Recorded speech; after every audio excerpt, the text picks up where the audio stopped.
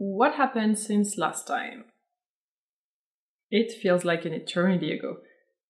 The design phase is completed, the fabrics have been ordered. Basically, we are getting ready to go into production.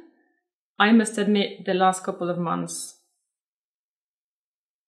it hasn't been easy.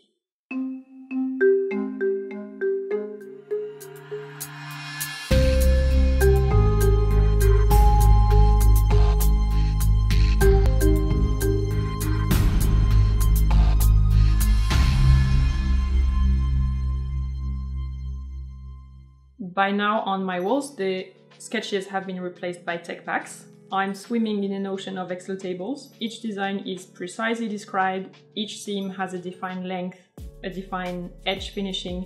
I'm counting meters of fabrics. I'm counting labels, brand labels, size labels, care instruction labels. These are the new brand labels. They're embroidered, not printed, which is much higher quality. That's how they look now. So on the first ones that they had sent me, see how this Leconte name, on the back side it doesn't show. That's why you have floating threads. And the guys who made the labels said, well, it doesn't have to be perfect on the back side because it's the back side. And I said, of course it has to be perfect on both sides. Don't be cheap. So the new labels are perfect on this side and perfect on this side. And they're also hot cut, so they won't fray compared to these ones. Yeah, good. As you guys say in English, the devil is in the details. The biggest challenge when you develop a collection is to go from your prototype, which looks perfect, exactly the way you want it to be, to the production sample, because the production people are interpreting what you're sending them. They have my technical drawing, they have all the sewing steps described, they have all the dimensions, and I still get a sample that looks different and needs correction. You know what makes me crazy? That's when I lose faith. I write emails, super detailed, super structured, and I write, please copy paste my contact data exactly like this. This name spelled this way, address, city, country. They misspell the name or they just write Justine. That's not gonna do it for my accounting, clearly. My tax advisor is like, ah! Or they ship to the wrong address. They ship to the production instead of me, or ah! I understand that I'm a small client for them, but it's tiring, honestly. True that. Throughout the entire process, I depend on multiple producers and suppliers. While my designs are obviously my highest priority, my designs are not their highest priority, if that makes sense. So they won't deliver on time. What can I do? Just wait. Or they won't deliver the full yardage of fabric that I wanted to get because they have a plus minus 10% margin in the terms and conditions. Or the carrier will lose the fabric on the way. I've had that one too. 2 weeks ago, you should have seen me. I was crazy. Basically, the fashion supply chain makes it extremely hard for young designers starting out to survive through the first years because of this super complicated logistics that they have no control over. I get the frustration and I understand why so many young designers end up closing shops just after a couple of seasons.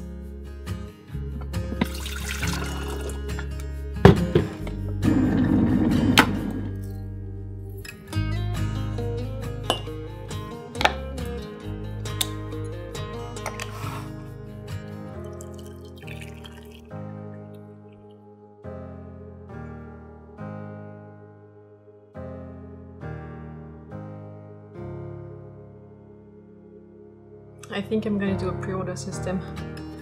I've been thinking a lot about it, but basically everyone seems to be open to the concept and I want to add more sizes, so this is the only way I can do it without making it a huge gamble on the size split.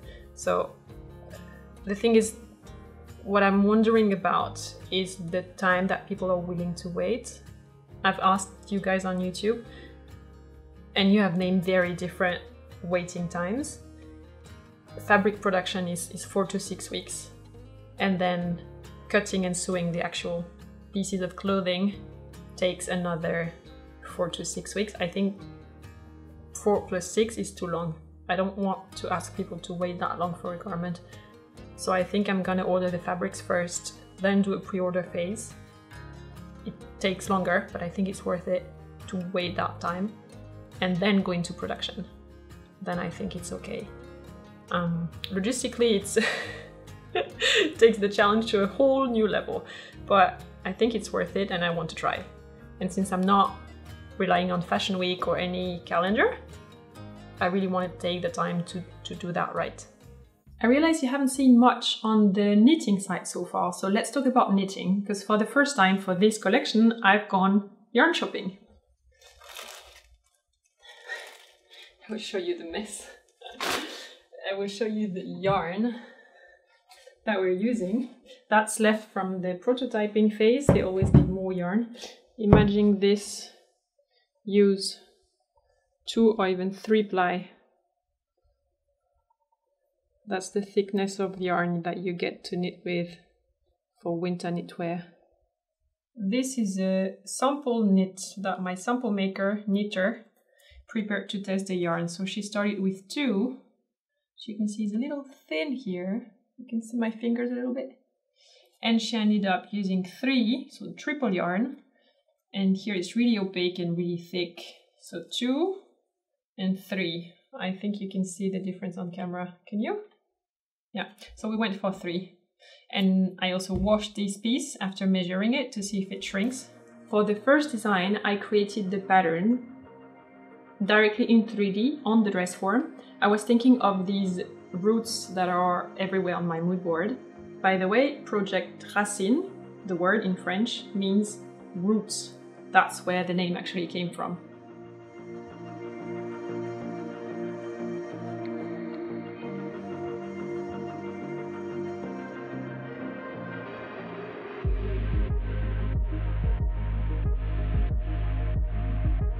I wanted a special seam on the turtleneck in a way I don't think has ever been done before. So I created a physical dummy for the producers to understand what I wanted. And I did so with a grey pencil in the middle for the volume and a bit of sewing around that pencil. Then the production guys get the dummy, the photo, all the instructions, and they have to replicate that handmade design on their big knitting machines.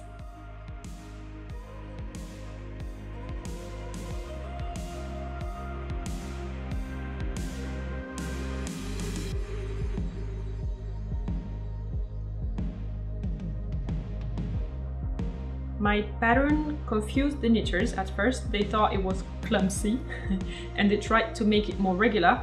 And I said, no, I want it to look like it grew organically. I don't want it to look regular. It has to be random and imperfect, because that's exactly the concept.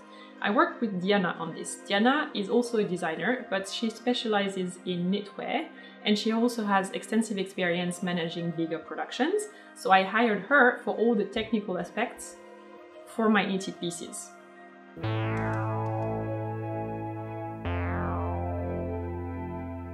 That looks good, no? Yeah, they used a different technique than they did on this one. Yeah. And that's why you have this double layer feeling. Oh, but this looks great. But for the shoot, I want to still it about the grading. Yeah. From S to M to L to XL to XXL. On the other designs, on the confection, from S to M I have +4. From M to L I have +6. It's a bigger jump. From L to XL I have +4. XL to XXL +4.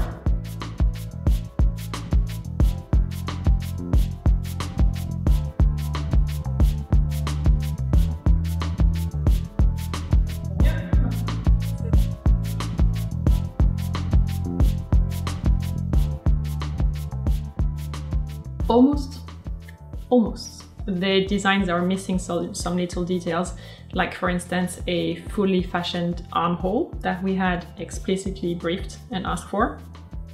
But it will all get fixed before production, that's for sure. Now we're waiting for the remaining final samples and then we'll take photos. Coming up. Big day today. super excited.